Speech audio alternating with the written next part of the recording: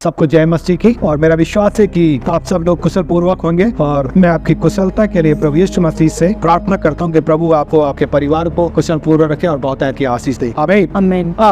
हम परमेश्वर के वचन के प्रति कितने गंभीर रहते हैं, कितनी गंभीरता है हमें परमेश्वर के वचन के प्रति, परमेश्वर के प्रति, कलीसिया के प्रति, अपने प्रति कितने हम गंभीर हैं। हम कैसे गंभीरता से वचन को लेते हैं। बेसिक सामान्य बातें हैं जो हमारे कलीसियाओं में आजकल देखने मिलती है। जहाँ भी प्रार्थना संगति चलती है, अक्सर लोग क्या करते हैं, वो गंभीर नहीं होते। बच्चे अगर कलीसिया में बैठे होंगे तो बच्चों के साथ खेलेंगे, और या फिर वो 10 बार नीचे जाएंगे, 10 बार ऊपर आएंगे, 10 बार प्रार्थना से छोड़ के जाएंगे। थोड़ी देर प्रार्थना में नहीं बैठते, 10 बार जाएंगे, 10 बार आएंगे। आप कितना समय परमेश्वर के साथ रहे हो, कितने गंभीर है आप परमेश्वर के प्रति। यह आपका चाल चलन, आपका रवैया दिखाता है कि आप परमेश्वर के वचन के प्रति कितने गंभीर है, कितनी संजीदगी से आप परमेश्वर के वचन को ले रहे हैं। क्योंकि जितनी गंभीरता के साथ आप परमेश्वर के वचन को ले रहे हो, आपके बच्चे भी वही सीखेंगे आपसे। आप बोल करके जा रहे हैं, क्या बोल के जा रहे हैं, ये आप देखिए। गलतियों में लिखा है, गलतियां और उसका 6वां अध्याय 7 पद, धोखा न खाओ, परमेश्वर ठट्ठों में नहीं उड़ाया जाता। जब आप ऐसा व्यवहार कर रहे हैं, इसका मतलब आप परमेश्वर के प्रति गंभीर नहीं है, वचन के प्रति गंभीर नहीं है। आप आ रहे हैं, ऐसा लग रहा है जैसे किसी मेले में आए, हम देख रहे हैं प्रदर्शनी चल रही है और उठ के जब मरी जा रहे हैं, आ रहे हैं। हम कितना परमेश्वर के प्रति पवित्रता के साथ, गंभीरता के साथ, सजीवता के साथ वचन को सुन रहे हैं और बैठे या ले रहे हैं। लिखा है परमेश्वर के वचन में, पौलुस प्रेरित गलतियों की कलीसिया को एक बात समझा रहा है, क्या धोखा न खाओ,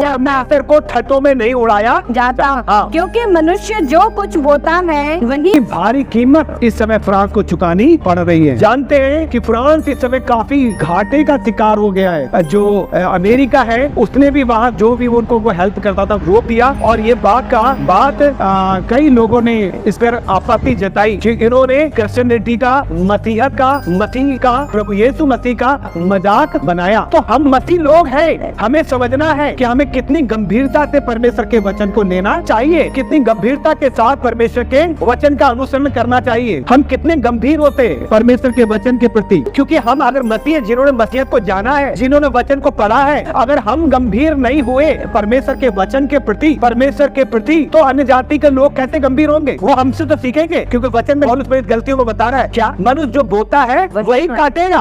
और उन्होंने जो मजाक बनाया, जिसका खामियाजा आज भी प्राण को भुगतना पड़ रहा है और बड़ी भारी उसका नुकसान चुकाना पड़ रहा है। और इस समय फ्रांस बहुत बड़े घाटे का शिकार हो चुका है। बहुत से लोगों ने इस ओलंपिक से कट ऑफ कर दिया है, उससे ऑब्जेक्शन लग रहे, घाटे में चला गया फ्रांस। उसकी हालत इस समय बड़ी नाजुक है, बहुत गंभीर परिणाम उसको भुगत रहा है वो। और इसलिए परमेश्वर का वचन में लिखा है, धोखा मत खाओ, परमेश्वर को ठट्ठों में उड़ाया। बहुत लोग ठट्ठों में उड़ा रहे हैं। हम चर्च में बैठे, कितनी संजीदगी हमारे पीछे, कितना हम ज्ञान से सुन रहे हैं। हम बच्चों से खेल रहे हैं तो कई बार नीचे जा रहे हैं, कई बार ऊपर आ रहे हैं। कितना गंभीरता है। आपको मालूम है, याजक जब पवित्र में जाता था, जब भेद को चढ़ाता था, तो क्या करता था, वो पहले अपने पापों के लिए, क्षमा के लिए प्रार्थना करता था, और फिर लोगों के लिए। और पता है कि वो उसके पैर में एक रस्सी बांध दिया जाता था और एक घुंघरू सा होता था जो पैर में बसता रहता था, और इससे पता लगता था कि याजक जिंदा है। और यदि उसने कोई भी गलत काम किया होगा तो वो वेदी के पास मर जाएगा। उस पवित्र स्थान में पहुंचने का अधिकार किसी को नहीं था। तो यदि उसने कोई पाप किया तो मर जाएगा, तो इसलिए कोई वहां पे ना पहुंचे, तो उसके पैर में एक रस्सी होती थी और उससे उसे नीचे खींच लिया जाता था। क्या अगर बजने की आवाज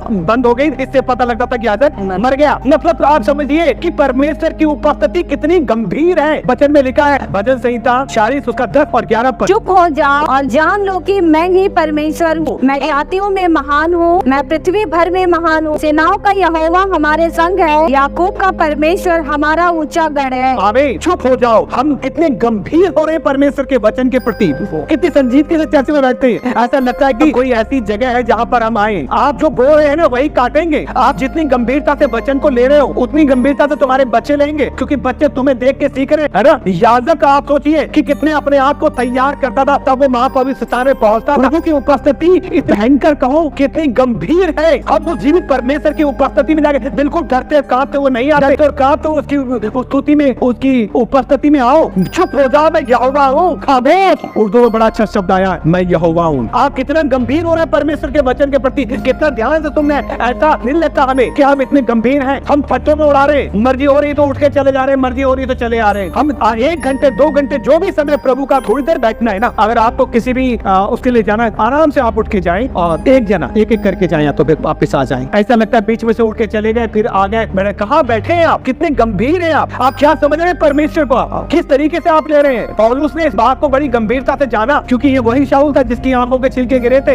हम कितना परमेश्वर को, वचन को हम कितनी गंभीरता से ले रहे हैं। इससे पहले हम सुन रहे थे क्या कि विश्राम दिन को पवित्र मानने के लिए स्मरण रखना। हम आज पवित्र दिन है, आराधना का दिन है, आज हम कह रहे हैं कि हम इसलिए चर्च में नहीं आ सकते थे, इसलिए प्रार्थना में नहीं आए, मेरे पास फलाना काम था, मेरे पास वो काम था, मेरे वो काम था। हमने कितनी गंभीरता के साथ परमेश्वर के वचन को लिया। क्या हमने ये वचन नहीं पढ़ा? अभी हमारे भाई पढ़ रहे थे यशायाह 58 उसका 13 से 14 पद तक। यदि तू विश्राम दिन को अशुद्ध ना करे, अर्थात मेरे उस पवित्र दिन में अपनी इच्छा पूरी करने का यत्न ना कर, और विश्राम दिन को आनंद का दिन और यहोवा का पवित्र किया हुआ दिन समझ कर माने, यदि तू उसका सम्मान करके उस दिन अपने मार्ग पर ना चले, अपनी इच्छा पूरी ना करे और अपनी ही बातें ना बोले, तो तू यहोवा के कारण सुखी होगा और मैं तुझे देश के ऊंचे स्थान पर ले चलूंगा। ठीक है, आप परमेश्वर के दिन का सम्मान कर रहे हैं, उसके राम दिन का सम्मान कर रहे हैं, तो ये दर्शाता है कि आप परमेश्वर की व्यवस्था से, परमेश्वर के वचन से कितना प्रेम करते हैं। और इसका परिणाम क्या है? जब आप उससे प्रेम करते हैं तो आपका प्रेम प्रकट करता है कि आप वास्तव में प्रभु से प्रेम करते हैं। और इसका परिणाम क्या है? 14वां पद में लिखा है, तो तू यहोवा के कारण सुखी होगा। ठीक है,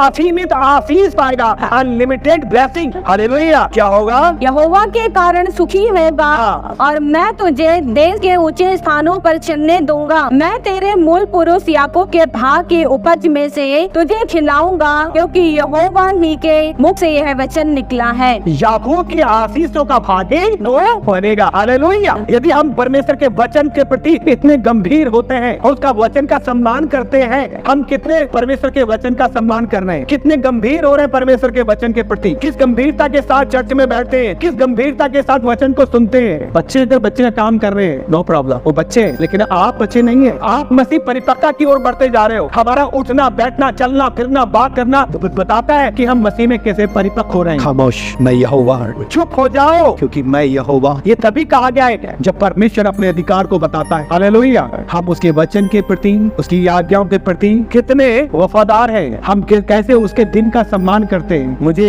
एक बात याद आ रही है और मैंने इसकी स्टोरी को सुना था, मैं आपके साथ भी इसके साथ बांटना चाहता हूँ। सन 1924 में एक ओलंपिक हुआ जो पेरिस में हो रहा, और वहाँ पर एरिक नाम का एक रनर था। क्या नाम था? एरिक। एक रनर था जो 100 मीटर की दौड़ता था और वो हमेशा मतलब टॉप रहता था। 100 मीटर का रनर एरिक, और उसका नाम था उसमें ओलंपिक में, और उसको दौड़ना था। और जब उसका टाइम आया तो पता लगा क्या कि जिस दिन उसकी दौड़ होनी थी उस दिन इतवार था। क्या था? और एरिक जो था विश्वासी था, वो परमेश्वर से प्रेम करता था, लेकिन दौड़ के दिन जिस दिन से दौड़ना था उस दिन क्या था? संडे, रविवार। और एरिक ने चर्च जाने के लिए उस दौड़ को कैंसिल कर दिया। उसके मित्र ने, कलेसिया के लोगों ने उसको बोला, अरे तूने इतना अच्छा उसको छोड़ दिया, तू पागल हो गया, तू बेकार हो गया। उसको कुछ बोलने लगे और वो सब बातों को दरकिनार करता रहा। संडे की आराधना के लिए उसने वो ओलंपिक को छोड़ दिया। वो 100 मीटर की दौड़ नहीं दौड़ा वो, लेकिन अगले ही दिन पता लगा कि 400 मीटर की दौड़ होनी है, और इस एरिक ने 400 मीटर की दौड़ में भाग लिया। तो लोग कहने लगे कि अरे भाई ये तेरी कैपेसिटी में भाग लिया और प्रभु का महान सेवक बना। हालेलुया। तो अगर आप परमेश्वर का सम्मान करोगे, परमेश्वर आपका सम्मान करेगा। आप जितने गंभीर परमेश्वर के वचन के प्रति होगे, परमेश्वर भी आपके प्रति उतनी गंभीरता से सुनेगा। अगर आप लापरवाह करोगे तो कैसे परमेश्वर गया? If you deny him, he will be deny you. अगर तुम उसका इनकार करोगे वो तुम्हारा इनकार कर देगा। हालेलुया। परमेश्वर का वचन कहता है, पहला शमूएल 2:30 पर, इसलिए इस्राएल के परमेश्वर यहोवा की यह वाणी है कि मैंने कहा तो था कि तेरा घराना और तेरे मूल पुरुष का घराना मेरे सामने सदैव चला करेगा, परंतु अब यहोवा की वाणी यह है कि यह बात मुझसे दूर हो, क्योंकि जो मेरा आदर करे, आमीन, वो मेरा आदर करे, मैं उसका आदर करूंगा। हालेलुया। यदि आप उसका आदर करते, यदि आप गंभीरता से चर्च में आते, यदि आप गंभीरता से वचन को सुनते, यदि आप गंभीरता से वचन को लेते, यदि गंभीरता से परमेश्वर के पीछे चलते, गंभीरता के साथ प्रभु की उपस्थिति में बैठते, वचन कह रहा है यदि तुम मेरा आदर करोगे, प्रभु कहता है क्या? क्योंकि जो मेरा आदर करे मैं उसका आदर करूंगा, जो मुझे तुच्छ जाने वे छोटे समझे जाएंगे। आमीन। वो तो 100 मीटर का रनर था, लेकिन 400 मीटर की दौड़ दौड़ गया। हालेलुया। और गोल्ड मेडल ले आया। आमीन। वो दौड़ उसने दौड़ ली। हालेलुया। और इस ओलंपिक के बाद बताते हैं कि बिजली का समस्या के कारण पूरे उस देश में क्या हुआ? कहीं लाइट नहीं थी, पूरे देश में पावर कट थी। केवल ये चर्च में ही लैंड जम गई। मित्रों, परमेश्वर का अगर आप आदर करोगे, परमेश्वर आपका आदर करेगा। यदि आप परमेश्वर का आदर नहीं करोगे, वो आपका आदर कैसे करेगा? हालेलुया। तो मैं और आप इस बात को हमें सीखना है कि हम परमेश्वर के वचन के प्रति, परमेश्वर की प्रेम के प्रति, मसीह यीशु के प्रति कितने गंभीरता के साथ जीवन जीते। कैसा जीवन हम आजकल जी रहे हैं, कैसे हम चर्च में बैठ रहे हैं, कैसे हमारा जीवन घर में है। हालेलुया। यदि हम मसीहत के प्रति गंभीर नहीं हुए तो अन्य लोग तो गंभीर नहीं होंगे, अन्य जाति के लोग गंभीर नहीं होंगे। अविश्वासी तो ये गलत काम करता, हम तो विश्वासी हैं। हमारा जीवन कैसा होना चाहिए हमें समझना है। हमारा उठना, अगर आप इसी तरीके का व्यवहार करोगे, हम उठ रहे जा रहे हैं, हम किसी बात को गंभीरता के साथ नहीं ले रहे, हमारे साथ कोई अविश्वासी आएगा, वो हमसे क्या सीखेगा? वो आपको जो करते देखेगा वही करेगा। लेकिन हमारा क्या है, 10 साल से 20 साल से हम विश्वासी हैं, लेकिन हमारा उठने बैठने, चर्च में आने का, बात करने का, चर्च में बैठने का तरीका अभी तक बदला ही नहीं है। वही तरीका बैठने का, बात करने का। हम वचन में बैठे तो गंभीरता से नहीं। बच्चे की हरकत कर रहे, कई बार बुजुर्ग भी बच्चे वाली हरकत कर रहा है, बड़े लोग भी बच्चे वाली हरकत कर रहे हैं। आप गंभीर हैं, बहुत गंभीर होना है। हालेलुया। आप सब जो आप प्रभु की उपस्थिति में बैठे हैं, हम मसीहत के प्रति गंभीर रहे, वचन को अपने जीवन में ले, क्योंकि उसने अपने बड़े नाम से अधिक अपने वचन को महत्व दिया है। तो उस वचन को गंभीरता के साथ सुने और बच्चे से पहले उसको भी सिखाए। छोटा है, सीखेगा वो आपके जीवन से। अगर आप हुआ कर रहे हो तो वो भी जब बड़ा होगा वो वही सीखेगा। मेरे दादा, मेरी दादी, मेरी नाना, मेरी नानी ऐसा ही करते थे। लेकिन अगर माँ बाप गाली दे रहे हैं, माँ बाप गलत कर रहे हैं, माँ बाप गलत बोल रहे हैं, तो बच्चे भी वही सीखेंगे।